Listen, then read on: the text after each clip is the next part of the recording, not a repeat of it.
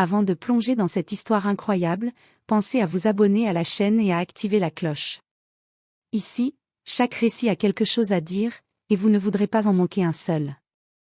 Le soleil d'Atlanta baignait les rues d'une lumière dorée, rendant le quartier chic presque irréel.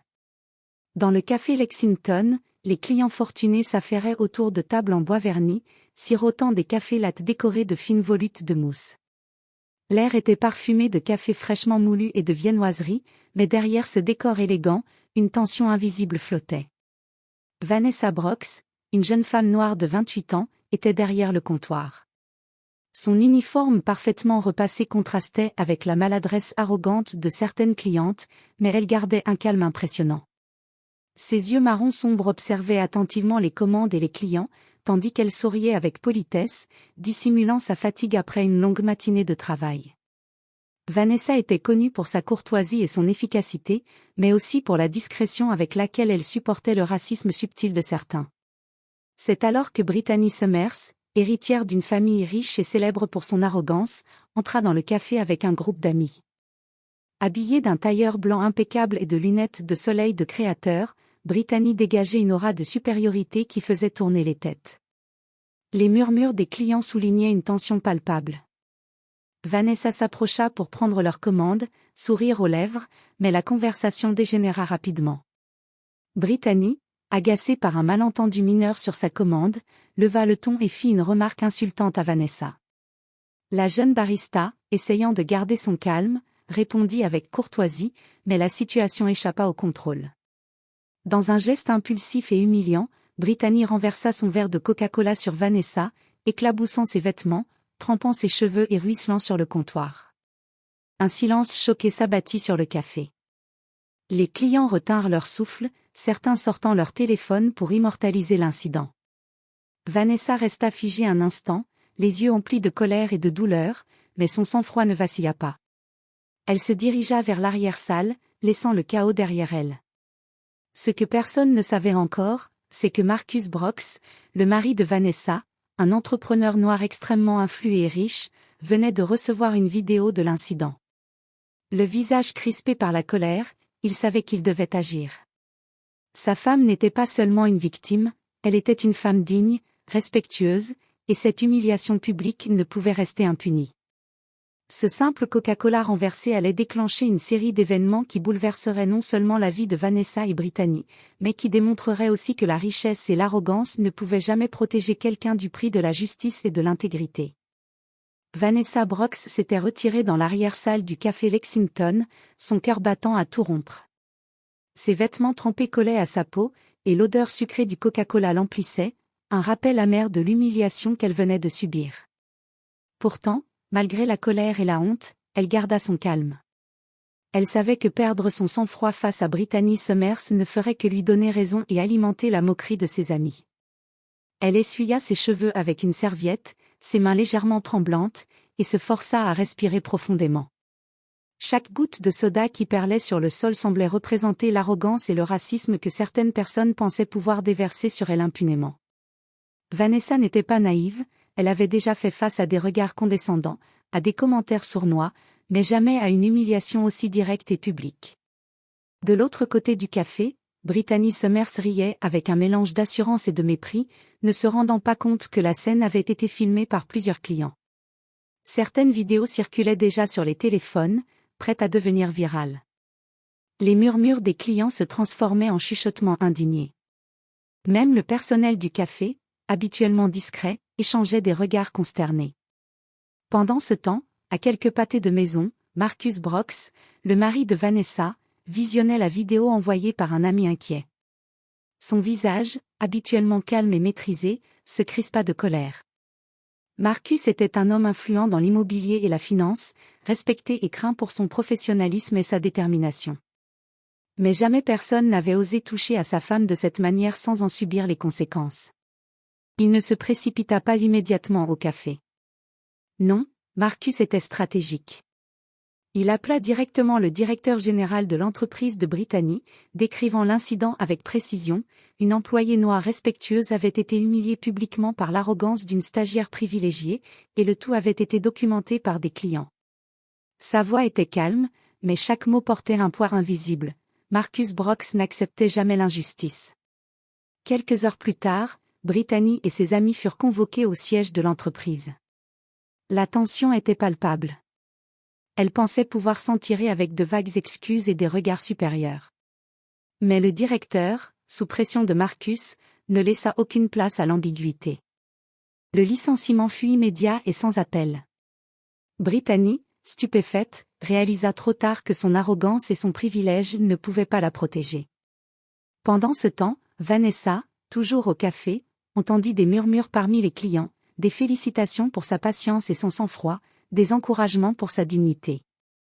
Elle sentit un poids se lever de ses épaules. Ce qui avait commencé comme une humiliation brutale devenait une victoire silencieuse. Le Coca-Cola renversé sur Vanessa n'était pas seulement une boisson qui avait éclaboussé ses vêtements. C'était le catalyseur d'une leçon claire: l'arrogance et le racisme ne triomphent jamais de la dignité et de la justice. Et Marcus Brox, discret mais puissant, veillait à ce que personne ne l'oublie. Le soir même, après avoir visionné la vidéo plusieurs fois, Marcus Brox ne put retenir sa détermination. Chaque geste de Brittany Summers, chaque éclaboussure de Coca-Cola sur Vanessa, chaque rire condescendant de ses amis était gravé dans sa mémoire. Mais Marcus n'était pas du genre à agir sous l'impulsion de la colère. Il planifiait sa riposte avec précision, comme un stratège qui déploie ses pièces sur un échiquier. Il prit son téléphone et composa le numéro du directeur général de l'entreprise de Brittany, Monsieur Jonathan Carlisle, un homme reconnu pour sa rigueur et son attachement à la réputation de son entreprise. Sa voix, calme mais tranchante, résonna dans le combiné. Monsieur Carlisle, je vous contacte à propos d'un incident impliquant votre stagiaire, Brittany Summers, et une employée de Café Lexington, Vanessa Brox. Ce que vous devez savoir est simple: il y a eu un acte de racisme public, filmé par plusieurs clients, et je m'attends à ce que des mesures immédiates soient prises. Jonathan Carlisle resta silencieux un instant, pesant chaque mot. Marcus continua, décrivant la scène dans les moindres détails: le soda renversé, les rires de Brittany, la dignité de Vanessa qui avait pourtant tout subi sans répliquer, et le retentissement viral sur les réseaux sociaux. Quelques heures plus tard, un email officiel de l'entreprise arriva sur le téléphone de Brittany et de ses 3 amis complices. La lecture fut un choc.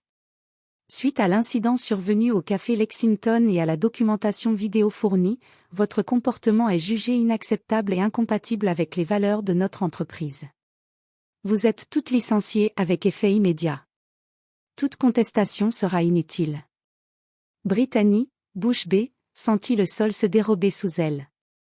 Son arrogance habituelle avait disparu, remplacée par l'incrédulité. Ses amis tentaient de se justifier, mais l'épreuve était accablante. Le monde qu'elle croyait dominer grâce à leur richesse et leur statut venait de s'effondrer en quelques heures. Pendant ce temps, Vanessa apprenait la nouvelle par un message discret de Marcus. Tout est réglé. Respire, ma chérie. Tu n'as rien à te reprocher. Elle sentit un frisson de soulagement et de gratitude. La colère qui l'avait rongée toute l'après-midi se transforma en un sentiment de justice et de dignité retrouvée. Les clients du café, qui avaient assisté à la scène, la félicitaient pour sa patience et sa résilience.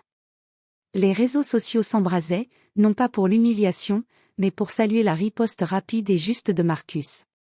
Ce jour-là, Vanessa comprit une vérité fondamentale: parfois, la force silencieuse d'une personne, combinée à l'influence et à la détermination de ceux qui croient en elle, peut transformer une humiliation publique en une victoire éclatante. Brittany Summers venait d'apprendre à la dure que l'argent et le statut ne pouvaient jamais protéger de la justice morale. Et Marcus Brox, toujours calme mais implacable, savait que cette victoire n'était que le début d'une leçon que certains n'oublieraient jamais. Les jours qui suivirent l'incident furent intenses. Les vidéos du Coca-Cola renversé sur Vanessa circulaient sur les réseaux sociaux, mais cette fois, le public ne se moquait pas, il applaudissait sa dignité et sa patience face à l'arrogance de Brittany Summers. Vanessa se retrouva propulsée sous les feux des projecteurs, non pas comme victime, mais comme symbole de courage et de justice. Au café Lexington, les clients ne cessaient de la féliciter. Certains lui proposèrent même des opportunités professionnelles. Une grande chaîne de café haut de gamme, impressionné par sa maîtrise et sa capacité à rester calme face à la provocation, lui offrit un poste de gestionnaire du service client. Vanessa, humble mais confiante, accepta l'offre. Elle sentait que sa vie était sur le point de changer, et pas seulement sur le plan professionnel, sa dignité, sa patience et sa résilience avaient été reconnues et récompensées. Pendant ce temps, Brittany Summers commençait à sentir les retombées de son arrogance. Son nom apparaissait dans des articles sur les réseaux sociaux, toujours associé à un comportement raciste et humiliant. Ses anciennes amies, complices de l'incident, prenaient leur distance, craignant de voir leur propre réputation entachée. Brittany, qui avait toujours compté sur son argent et son statut pour éviter les conséquences, découvrit que certaines leçons ne pouvaient pas s'acheter. Vanessa, de son côté, resta en contact discret avec Marcus. Il lui offrit son soutien sans jamais voler la lumière de sa réussite. Grâce à ses conseils et à son influence, Vanessa put rencontrer des professionnels de l'industrie, assister à des conférences, et même intervenir dans des programmes de sensibilisation contre le racisme au travail. Son image, autrefois limitée à celle d'une barista victime d'humiliation, se transforma en celle d'une femme forte, respectée et admirée.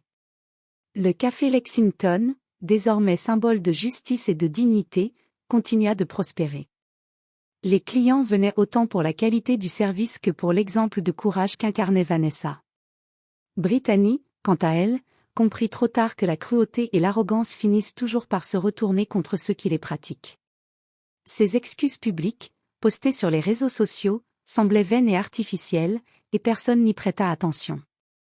Ce jour-là, Vanessa réalisa que l'humiliation n'était jamais la fin de l'histoire, elle pouvait devenir le tremplin vers quelque chose de bien plus grand. La patience, la dignité et la résilience avaient permis de transformer une attaque injuste en une victoire éclatante, et de montrer que la vraie puissance ne réside pas dans l'argent ou le privilège, mais dans le courage de rester soi-même, envers et contre tout. Quelques semaines après l'incident, Vanessa Brooks avait repris sa vie avec un sentiment de confiance et de puissance tranquille. Son expérience au café Lexington, loin de la diminuer, l'avait transformée. Elle portait désormais ses vêtements avec élégance, ses gestes étaient assurés, et son sourire révélait une sérénité née de la victoire sur l'injustice. Grâce à l'intervention stratégique et discrète de Marcus Brooks, Vanessa reçut une offre pour gérer le service client d'une chaîne de café haut de gamme dans toute la région.